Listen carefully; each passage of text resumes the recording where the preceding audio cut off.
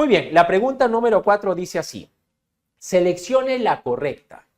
Las teorías de la argumentación jurídica, alternativa A, defienden que el método jurídico tradicional, lógica formal, es suficiente para dar cuenta del razonamiento jurídico.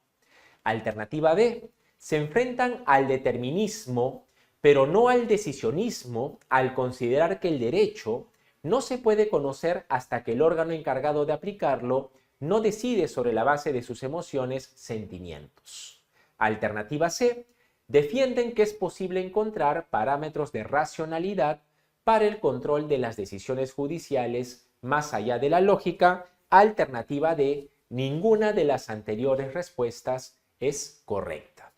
Muy bien, veo que estamos nuevamente en consenso, lo cual me parece sinceramente espectacular.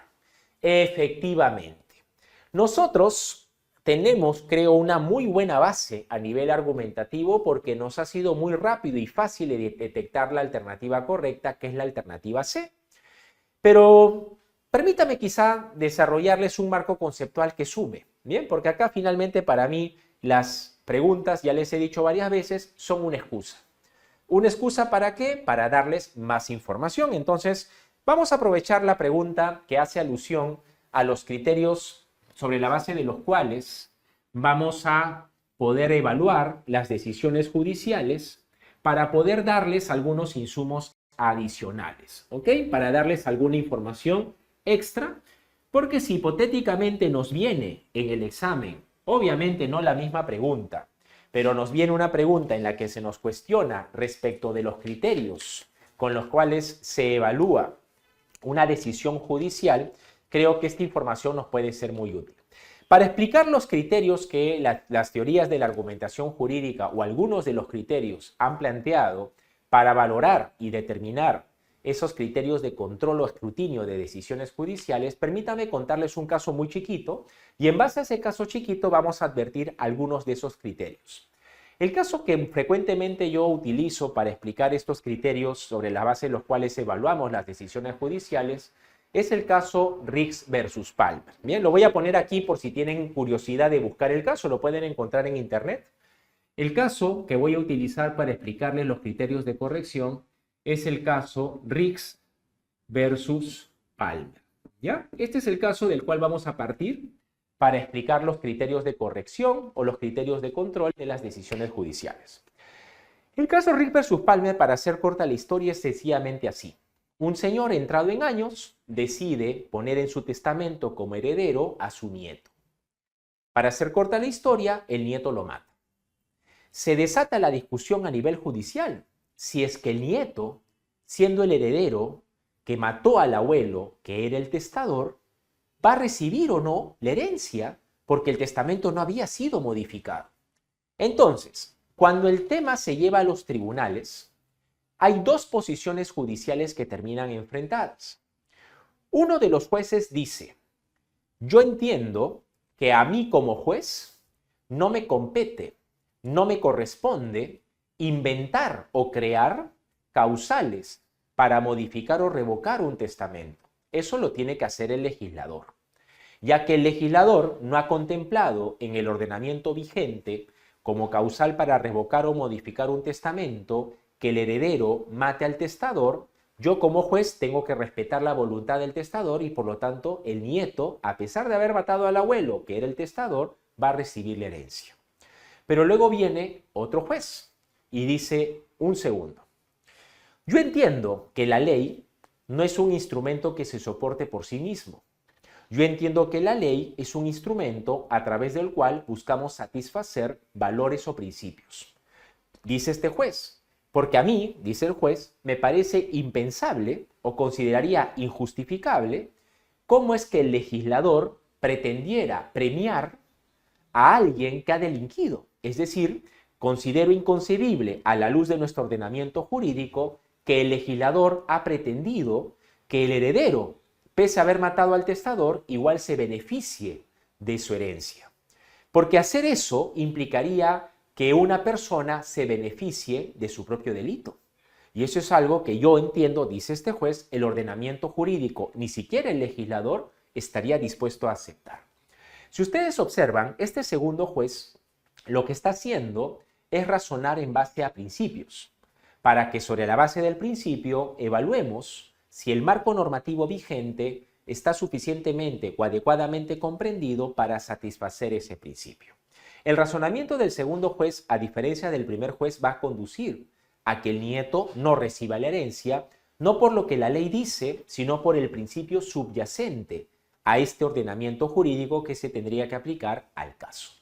Planteados los hechos del caso Rich versus Palmer, vamos a ver cómo en este ejemplo y sobre todo en el razonamiento del segundo juez aparecen ciertos criterios de corrección. Primer criterio es el criterio de la universalidad. El primer criterio es el de la universalidad. Bien, ¿en qué consiste el criterio de la universalidad? El criterio de la universalidad tiene que ver con que el razonamiento judicial tiene que estar soportado en principios o máximas que sean generalmente aceptables. Por ejemplo, este segundo juez, si ustedes advierten, su razonamiento pretende invocar un principio que incluso estando no positivizado, pueda ser generalmente aceptado. ¿Cuál es ese principio que postula el primer juez? Ese principio de nadie se puede beneficiar de su propio delito. Ese principio podría no estar positivizado, pero el razonamiento del segundo juez pretende acudir a esa conciencia general, a eso que entendemos como lo generalmente aceptable, para conseguir aceptabilidad de la máxima o base sobre la cual está justificando su razonamiento. Entonces, cuando un juez resuelve, va a buscar o debería buscar como fundamento o base máximas o principios que sean generalmente aceptables. En el ejemplo planteado, la máxima o el principio es nadie se puede beneficiar de su propio delito. Un segundo criterio que también es interesante utilizar es el criterio de la consistencia.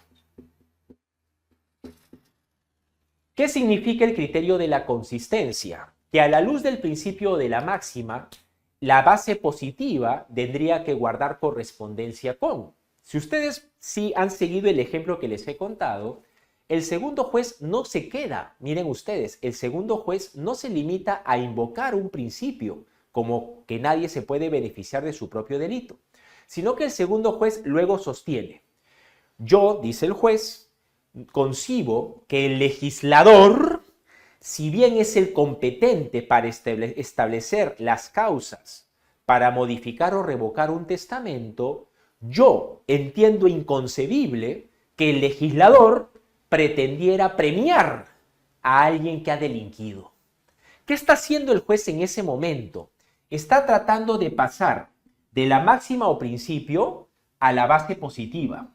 Es decir, está buscando conectar, y por eso se llama consistencia, que haya correspondencia entre la máxima la máxima o principio y la base positiva vigente. Acá el reto del segundo juez es que la base positiva no ha contemplado como causal para revocar o modificar un testamento que el heredero mate al testador. Por eso se ve en la necesidad de sostener que si bien el legislador es el competente, entiende que incluso para el legislador sería inconcebible premiar a alguien con su propio delito. Lo que está tratando entonces es de bajar del principio a la norma positiva. Y el tercer criterio que nosotros vamos a considerar es lo que se conoce como la coherencia. Bien, la coherencia narrativa. Bien, la coherencia narrativa y la coherencia normativa. ¿Qué significa que haya coherencia narrativa y normativa? Si ustedes observan en el caso Rich versus Palmer y a la luz de los criterios que les he compartido, básicamente podríamos haber construido una estructura racional para sustentar la decisión en el caso. ¿Cuál sería nuestra estructura racional? Nadie se puede beneficiar de su propio delito, esa es la máxima. Pero vamos a construir una premisa normativa sobre la base de la máxima, que es: si el heredero mata al testador, no puede recibir la herencia. ¿Por qué? Porque esa premisa se deriva del principio que hemos sostenido, que es que nadie se puede beneficiar de su propio delito. Entonces, coherencia narrativa y normativa, premisa mayor. Si el heredero mata al testador, no puede ser que no es posible que reciba la herencia. Premisa fáctica, el heredero mató al testador. La conclusión, el heredero no debe recibir la herencia. Si ustedes observan, la estructura del razonamiento al que hemos acabado de llegar es producto de haber partido de principios y máximas, pasando por el ordenamiento positivo, y hemos terminado construyendo una estructura en nuestro razonamiento. Y esa premisa normativa que hemos planteado y la premisa fáctica con la conclusión tienen una conexión lógica, lo que también permite validar que el razonamiento judicial, incluso podríamos discrepar con la decisión, pero lo que no podemos negar es que tiene una estructura y un razonamiento que soporta la decisión judicial. Por eso que en la pregunta se habla de criterios de racionalidad, porque justamente estos son criterios que invocan al razonamiento judicial. Dicho esto, entonces, volvemos a la pregunta y efectivamente creo que aquí, a la luz de lo explicado, coincidiremos todos en que en la pregunta número 4, la alternativa correcta es la alternativa D. Defienden que es posible encontrar parámetros de racionalidad para el control de las decisiones judiciales más allá de la lógica.